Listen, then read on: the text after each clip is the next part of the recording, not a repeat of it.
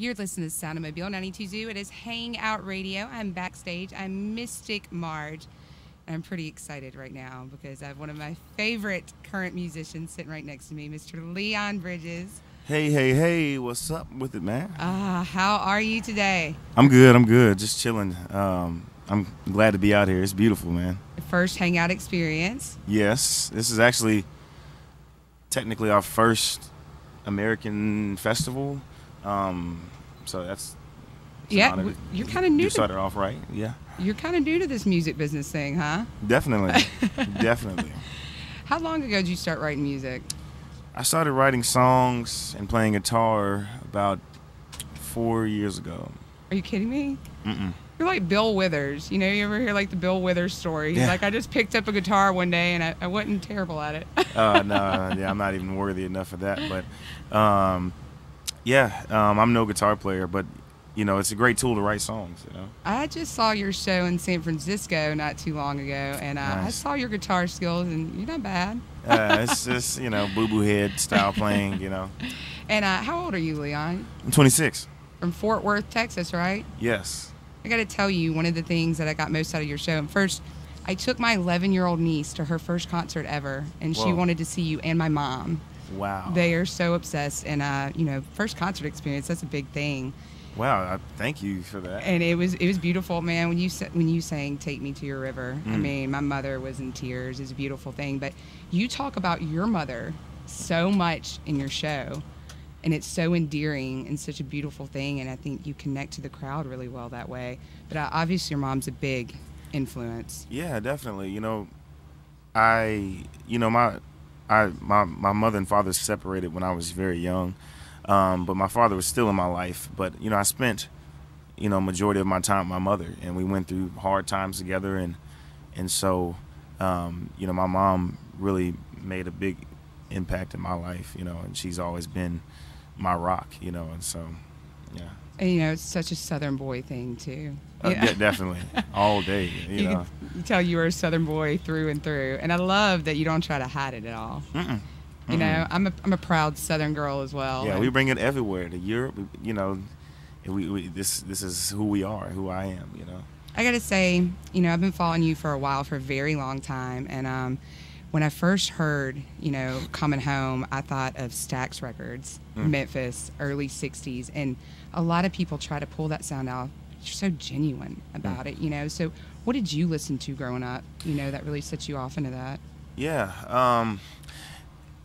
You know, I would say that what my sound is a collection of just different things that I've been inspired by in my life. And so when I was growing up, you know, I listened to whatever came on the radio. And so, you know, it was Genuine, Usher, and all that R&B stuff, you know. And so, you know, I would hear Curtis Mayfield and Stevie Wonder from my father. And I would say that planted a seed. But, you know, I didn't really dive into this type of sound until I was about, like, 22 years old, and I'm no soul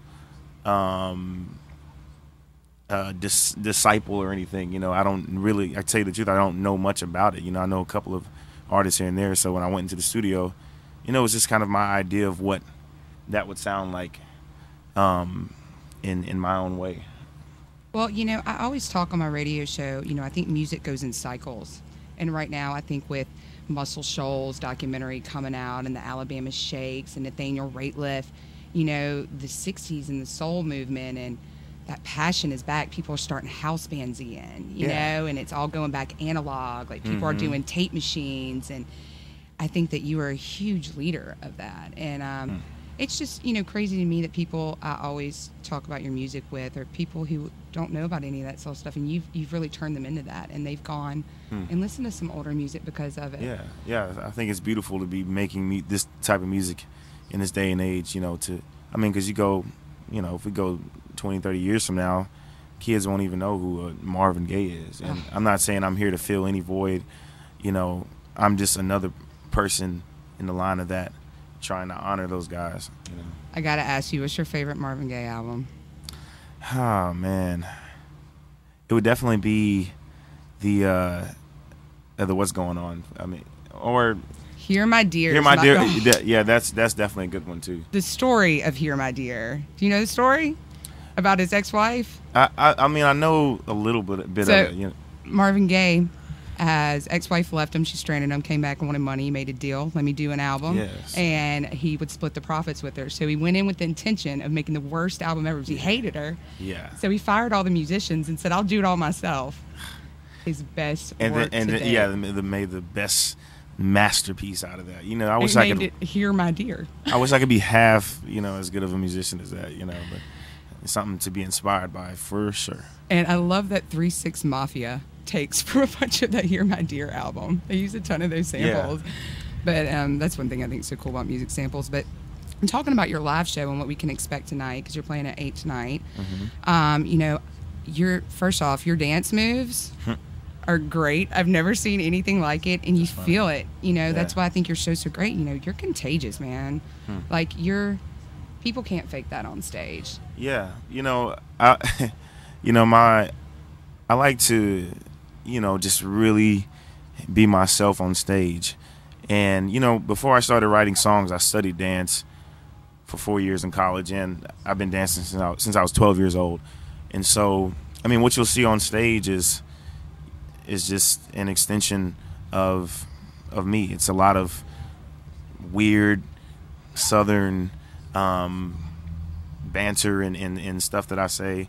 And basically it's all about just delivering the songs as how they should be. You know, there's nothing to, you know, cover up anything. It's just straightforward R&B songs, you know. And it's apparent how real you are, you know, and how sincere you are. I mean, you just can see it in your face. And your band's great, too. You know, oh, man. Your band's amazing. The tambourine player, I love her. Oh, Britt and Jesse, definitely. Oh, they're amazing. And guitar players, I mean, just the whole thing. And, thank you.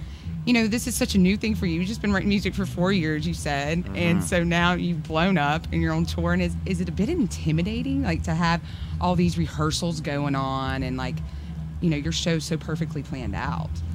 Yeah. And a lot of that is just playing every night. You know, we never really got to sit down and, like, map it out. It's just like, it's just whatever comes out naturally. But yeah, it's intimidating, a lot of pressure to have to do this almost every night, you know, and to continue to give people a good show. And me personally, you know, at heart, I'm a very shy person, you know, and so I've been growing, you know, a lot since the first time I stepped on the stage. But yeah, it's a beautiful, beautiful thing. It's such a beautiful thing, and the way you ended the show when all the lights went out and it was just you and the guitar. I mean, it's perfect. It's absolutely perfect. And man, I love your album. It's my favorite debut album of last year. And I'm so glad that you're sitting here, man. And you're such a genuine guy. And thank you. Everybody, please go see him at the Access Stage tonight at 8 o'clock. I've seen his show twice. I've seen a small version of it now. I've seen the big version of it, which is just so cool. I've seen you grown so much in just a year. We're going to get it in. It's going to be fun tonight. You know, can't wait. When listening to your album, Coming Home, I feel like I know you as a person, even though I've never met you before, after listening to that album. So I think that's a very strong selling point of it. So go listen to it. You're keeping the soul alive, and thank you so much for coming by and stopping and talking to us. And I will be at your show tonight. All righty then. I'll be back in just a little bit, guys. This is Hangout Radio. I'm Mystic Marge, and I've got more tunes on the way. For you today, Cyclops Vapor, Legendary E-Liquid, Jenny King of the Gulf Coast.